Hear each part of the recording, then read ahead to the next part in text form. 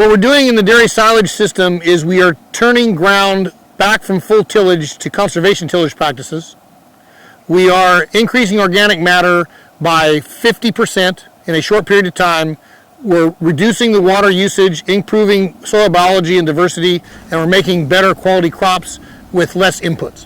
I absolutely think that we can apply these same techniques in cotton. This particular field we're coming to you from was a cotton field on drip. So there's drip under here. We're doing these techniques to change this ground, and we're making big progress quickly.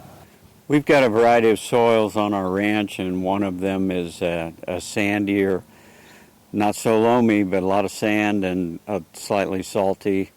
We have trouble with water penetration on these soils, and we're in at times a flood area, and so we're restricted on crops we can grow, and so we are growing cotton, and we have a water penetration problem, and we also have trouble retaining the moisture in the soils, and so we're trying to increase organic matter to help the root zone contain that water. So in the last three and a half years, we've been using a winter cover crop. We've tried a variety of things, putting on after the cotton field work is done. We apply seed with the winter rains sprouting, emerging the cover crop, and then in the springtime we would terminate that cover crop, and we've done that in different ways and trying to build up the organic matter in the soil. You know, I think one thing that's important to a grower is guidelines are a bad word just because we've got plenty of method already, but we need to know what people want so we can work towards it. We can do a lot of different things. We have a lot of abilities, but a lot of the efforts can be for naught if it's not really what the market wants or what helps us sell the product. And so, you know, being specific so we can focus on those things are helpful. We've done this work before with other groups, and the challenge is making that connection with the raw product to the finished good and getting the interest in between, making the, you know, connecting us. And once you can do that, then hopefully there's better money in it for us, because these efforts, they do cost us more money. There's got to be better than slight returns for these efforts, because we're spending more trying to make a better product.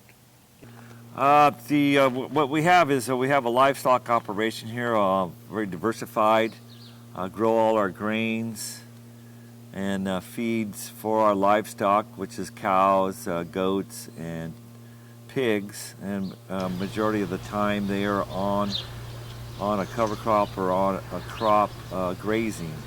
So we grow a lot of cover crops, multi-species cover crops, and we use compost and rotation, and so we're growing a lot and try to keep this feed for livestock, because you always got to be ahead of it. Sarah and Sons has cotton, and we have been for several years using some cover crops in rotation with processed tomatoes, and looking at new ways and different things for economics. And it's challenging in this day and age on trying to cut inputs, and I think one way would be to increase that soil life and increase organic matter for water holding capacity. I envision, and that's going to be something that's going to, all the little parts of that puzzle would be, you know, if we're doing something to help soil life, healthy soil, and also help a lot of things, what's going on in the world, is to have some incentive what we're doing and be rewarded. and whatever it may be, is and maybe we as a community of growers, maybe it's an appellation, we are doing something that is the better for our soil and for the fiber, and we could be compensated in some way for the advantage of staying in business. My name is Rebecca Burgess, and I'm the Executive Director of FiberShed, and I'm looking forward to the September 17th webinar focused on soil health in cotton systems. Our organization is looking at how we can rebuild regional infrastructure to support textile brands to be able to process cotton in our community. And in the meantime, we're excited to be working with cotton growers and brands to bring new price points for cotton that include the cost of improving soil health. And so our work is to bring the demand and the producers together in California to rebuild lost carbon stocks in our soil. And we'll learn more about that on September 17th. Thank you.